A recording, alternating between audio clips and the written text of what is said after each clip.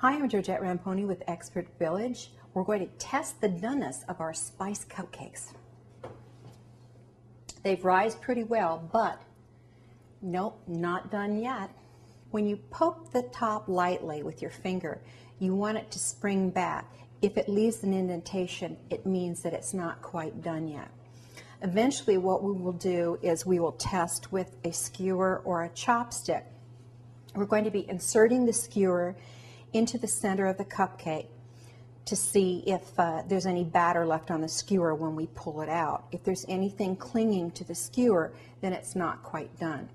But the minute that they're done, we want to remove them right away from the oven so they don't get overdone. So we'll wait just a minute and we'll check again. Okay, let's see if these are done now. They've been in about 30 minutes. They're looking great. Let's try our finger test. Great, springs back nicely. Now I'm going to stick a skewer in to make sure that nothing is still raw inside. You can use a wooden chopstick for this as well. Oh, we have stuff sticking to the skewer, so some of the cupcakes aren't quite baked. I'd say maybe 1 more minute and we should be done.